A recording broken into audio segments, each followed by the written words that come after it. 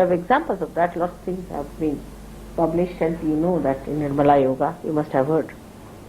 But you meet them, you will find they are avdutas. When they talk, you feel a great sage is talking, the way they behave all the time. You see their behavior and everything is so great.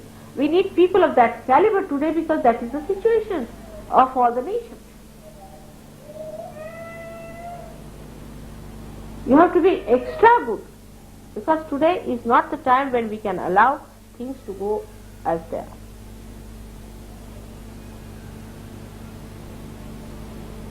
Or we are not just disciples, we all have to become gurus. And it is not the time when you can play with time. You cannot play with evil. You have to surmount it, you have to come on top of it. It's the time when the whole ship is going to be drowned or to be saved. This is the situation today. And that's why you have got your realization so far. If that precarious time had not arrived, how many of you really think you deserved it? But you got it.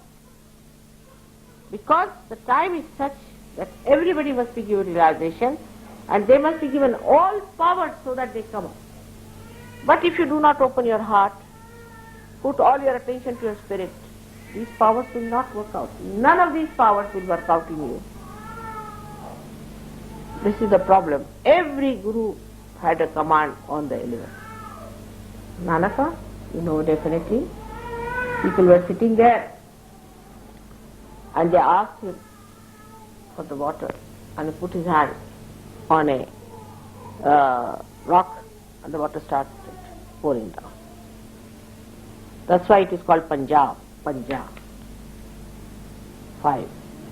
And the 5 rivers exist there too.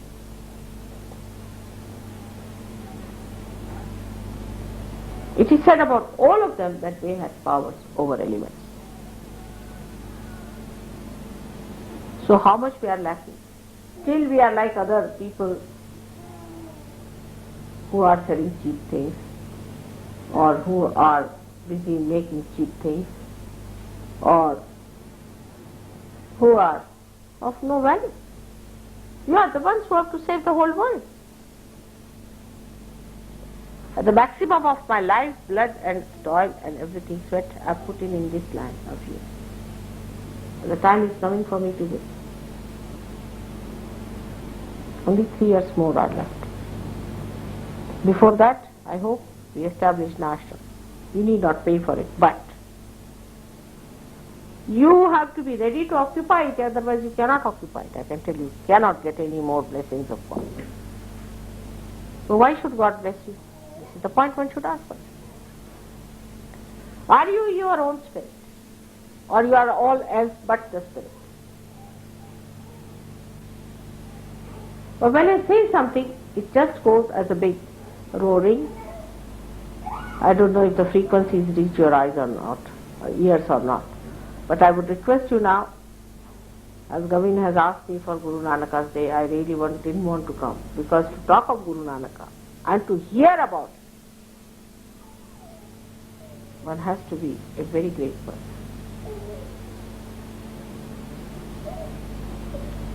Because such a life to bear, you have to make up yourself. Everything else is important. Then how can you talk of Sahaj Yoga coming over? I went to America, Americans, whatever it is, few people. But to them, Sahaj Yoga is the most important. They talk nothing but Sahaj Yoga, their life is Sahaj Yoga. Morning till evening they are working out Sahaj Yoga, nothing else. They are not for Australians, you know.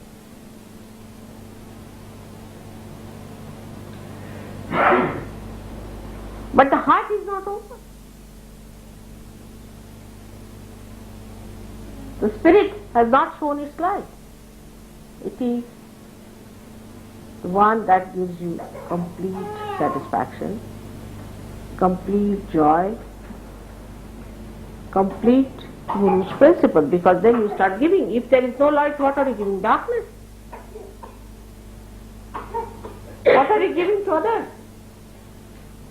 The darkness that is within you, if you are going to give that. So the second phase has to be, as I have told you, to have self-respect. The one who asks, demands, has dirt, has no self-respect.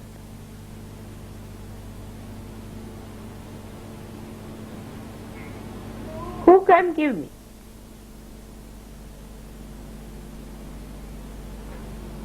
When I am forgiving, nobody can give me. We have to learn to give. And give and give and give. Does not matter. I am so worried sometimes that I do not give you any hard tests, I tell you.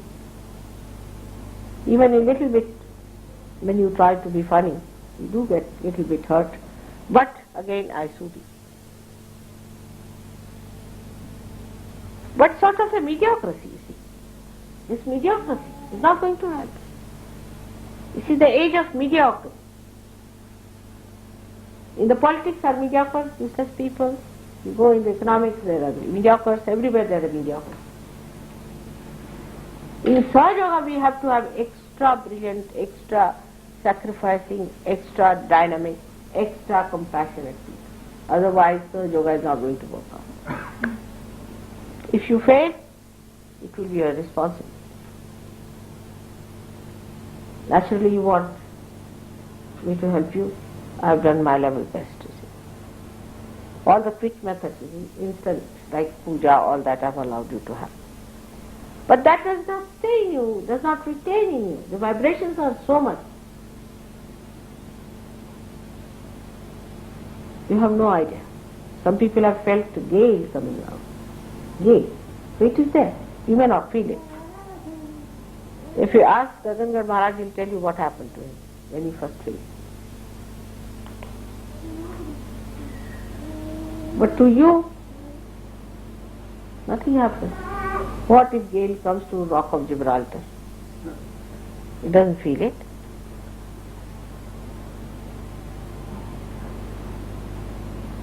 So as far as I am concerned, I have worked very hard, you know that. And I know you can come up. You have that potential in you.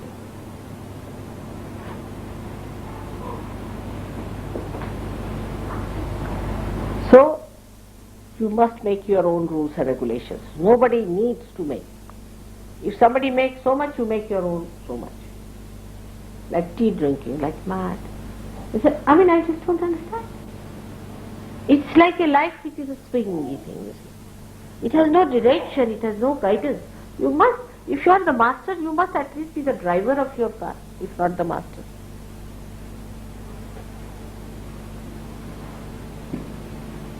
You should stand on your both legs and know that you are the guru, that you must have your own staff in your hand. The staff that will guide others, not a support to you. If you are yourself a lanky-panky person, how are you going to hold all the masses to you, and how are you going to guide them?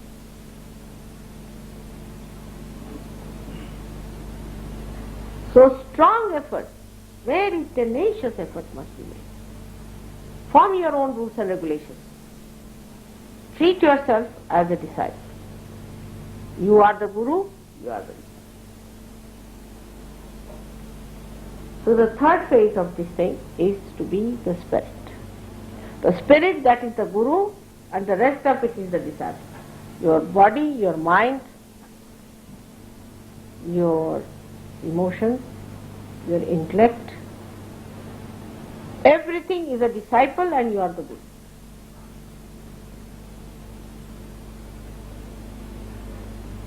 For this, you do not need people of very great intellect. You do not need people of very great education, but a person who is courageous and a person who is of that quality. When you go to India, you must meet a gentleman called Harishchandra. He was a very simple fisherman. He a graduate, of course, but a simple man, works in a bank. And he came to me in Sahaja Yoga, got his realization. I've told you his story once. Again I'll tell you what sort of a man he is.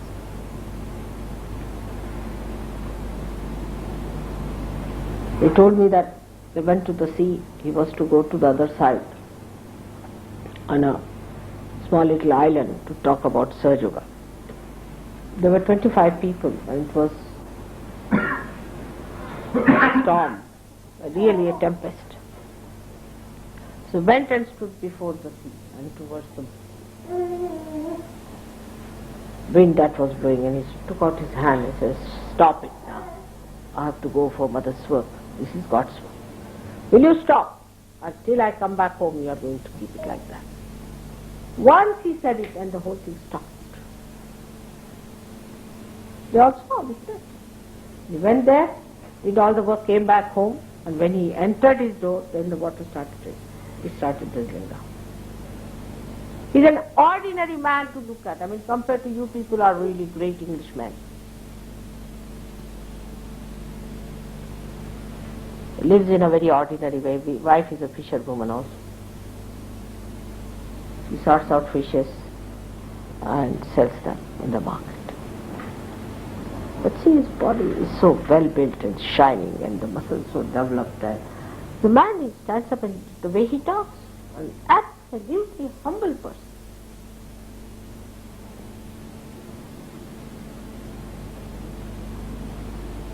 No wonder Christ chose fishermen. And he has got thousands of fishermen as his disciples. He doesn't call them disciples, he calls their mother's children. Thousands, don't know. He has been calling me to go to them and all that. So they come to my program, some of them. So one day I have to go down to those islands. Any one of the islands, he said, you come, they'll be all there the whole day waiting. But the way he's there is surprising. When I'm there, he brings fishes for me.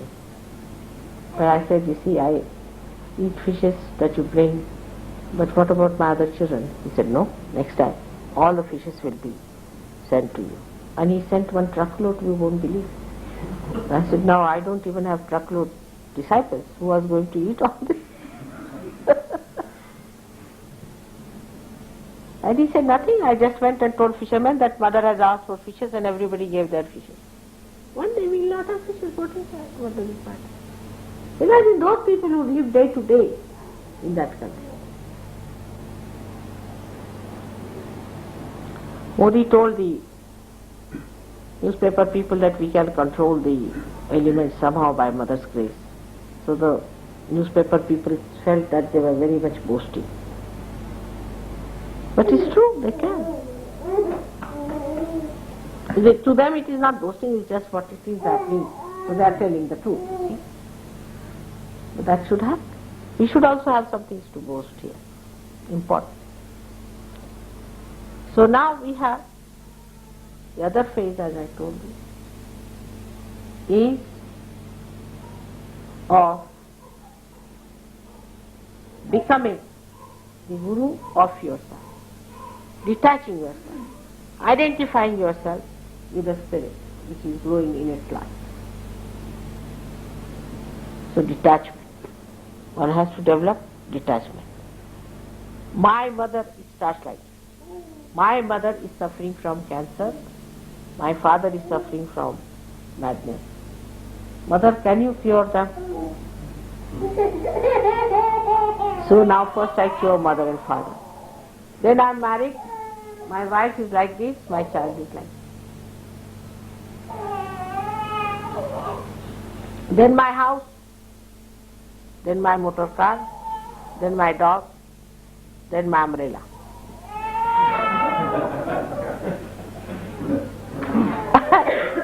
I have to go on struggling from A to Z, from Z to A.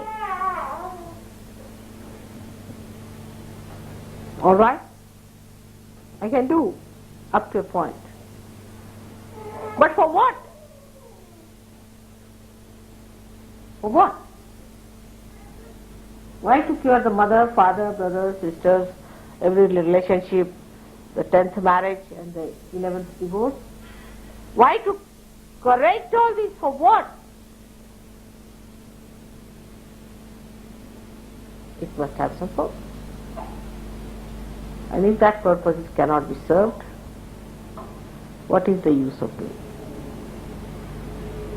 The purpose is that you at least leave all these things into my hands and detach yourself. But you want to bring the case to me as well as worry about it. Detachment. But the idea of detachment is like this. I am very detached about money, mother. Absolutely. I am not bothered. I keep the lights on. Why to worry about money? This is argument.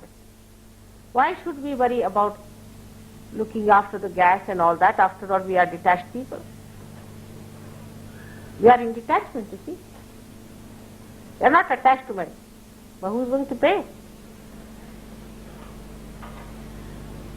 The other type of detachment that I see, very interesting one, is this one.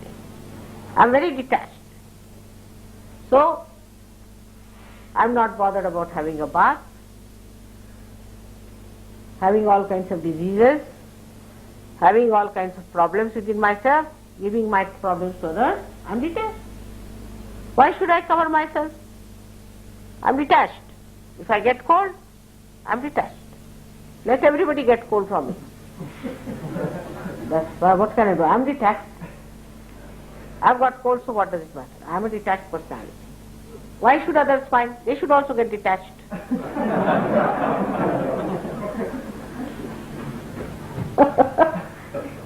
This is a ridiculous limit we can go in our idea of detachment. Detachment is from within. You are not bothered.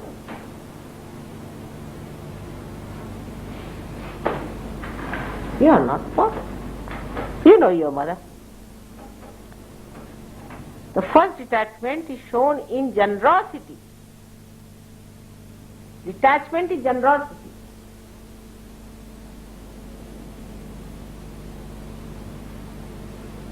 Very nice.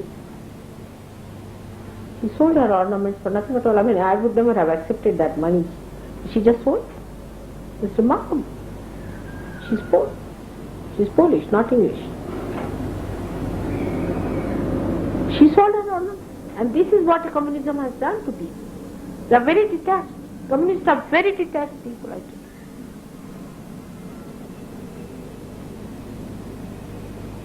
Of course, I would never take that money, that's there. But the way she did it, just like that. She was just record it, I was happy. For God's sake, all right, what is ornament thing? I mean, you know, I've given away so many of my ornaments to keep relations all right. The other day I gave away my kada to Christine, you know that, when she got engaged. Just it came out of the hand and went away. I was detached, you see. I never even felt the coming out. So much detached that Christine, poor thing, you see, crumpled down with pressure, but to me it was just nothing. Dust.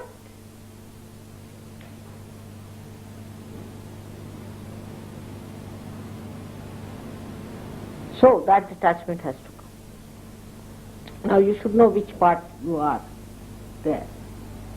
Like, idea of detachment should not be that I would say hippie style of detachment, that you have right to exploit everybody else. Or the another type, as I told you, which is very ridiculous.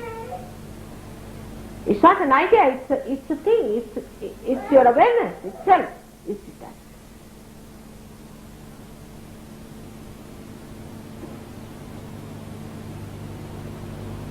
So these 4 things for your material side is important. What you eat is not so important, because whatever you eat, if the brain is going to be such a nonsensical thing, it's better whether you eat it or not makes no difference, just sterilize it. Like in the hotel, what will you have? I'll have pancakes. What will you have? I'll have this, I'll have that. So what? I just don't understand why waste so much energy. Why not you all have pancakes, all of you to put together? It's a very big thing, you know. Or today I will have this. I. Out of all this materialism, what comes out is Mr. I. So we develop this Mr. I. So the word I must go away, we should speak we. We. Means you and all the Sahaja Yogis put together. When you say we, you will find it will be different. Or take your name like this Norman. This Norman won't listen. Like children say. I asked the little boy, I said, will you go home? I will go, but his name was Munna, this Munna won't go. He is very obstinate. What can I do?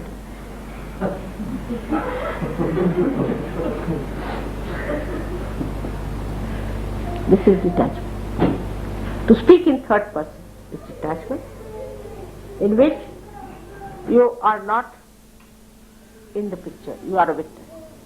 You are a witness of this. So this detachment should work in such a way that you should witness the whole show. You are not involved in it. But just see what happens in collectivity also.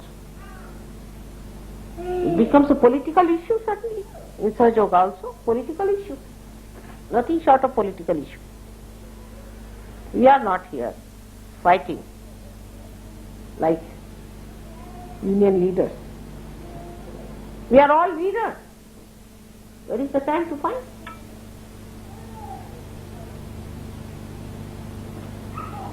Whom are we to fight? That we have to decide. So as far as all these things concern, are detachment and attachment to spirit. So we go further. See now, what should be our attitude on our mental level.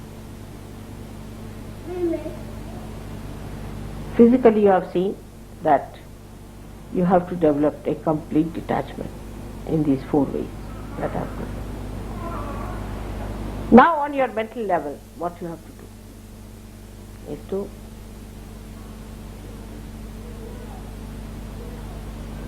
understand the essence of every writing. Try to discriminate between Vidya and Avidya. Because Avidya will kill you, will take away your energy. But Vidya will sustain you. So try to find out books which are supporting Vidya. I was surprised as a lady Barbara, she met me only last time, Ravina, and she has written such a tremendous book, you'll be amazed. I mean, of such a level on Sahaja Yoga, very tiring. I'll show you that. And you know that book is now being considered for giving her a doctorate. Can you believe? In an American university. Of course, that's only possible in America. But still, that book has that level. I was amazed at the book.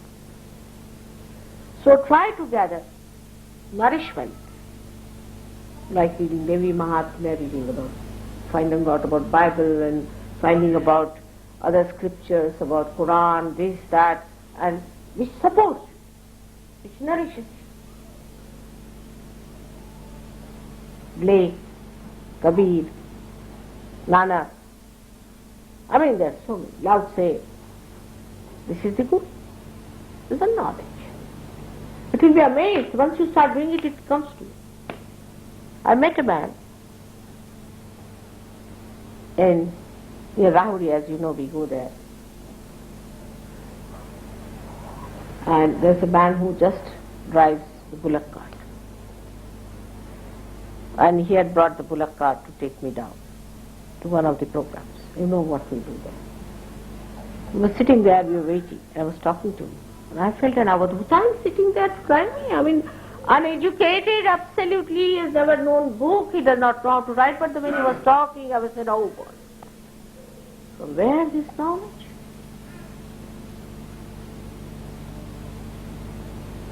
From where all this coming, this wisdom? Such wisdom, I tell you. Such wisdom that I just was stunned. I was stunned, really.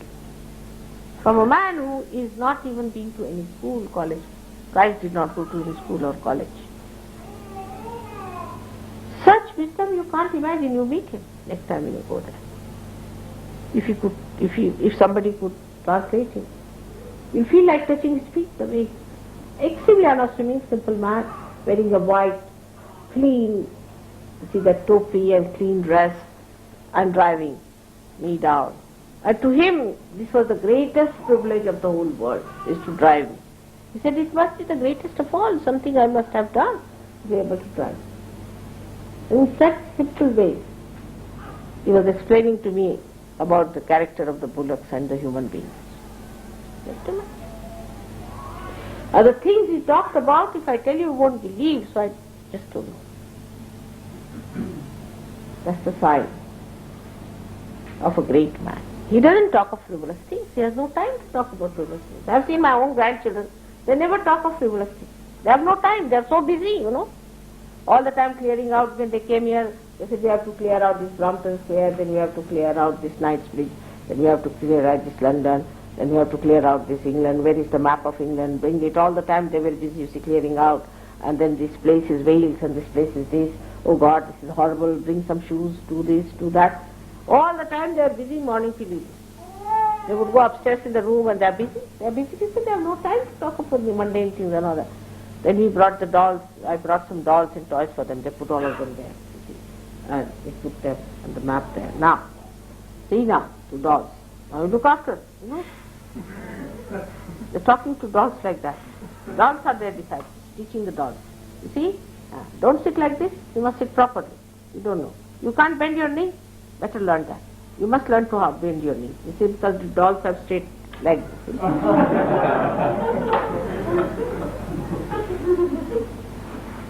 And all the while, even the little children have seen the way they are busy all the time doing such.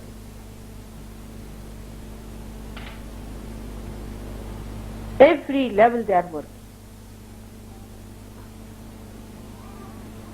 As today I was telling Rustam about my own father. See, I was a learned man, of course.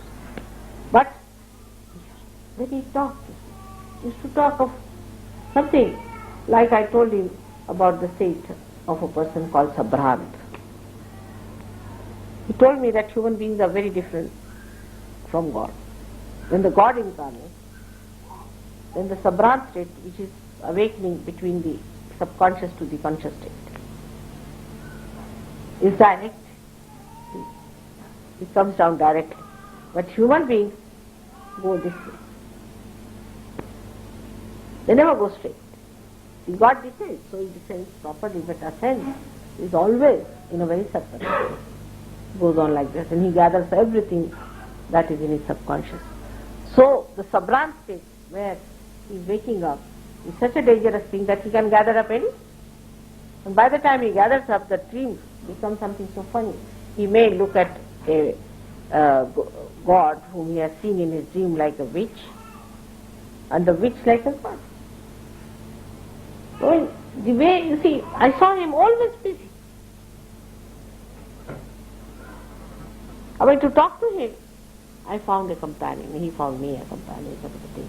We could talk because his attention was there. His attention was not how everybody has made their hair and how they are sitting down, or what are dresses they are making, what do you have in this thing. Nothing. His attention was on the spirit.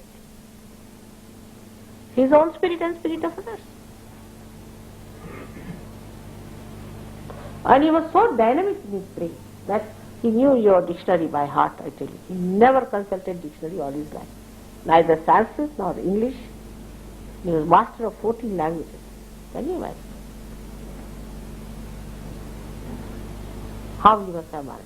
He used to play tennis very well. He used to swim for 3 miles every day. 3 miles. He had muscles that he could lift you up and... Yes. very healthy person, healthy man, very generous, much more generous than me, so you can imagine. Very generous. To him nothing matters. All right, you like it, say, have it. You have it, like it. He'll starve himself, but he will get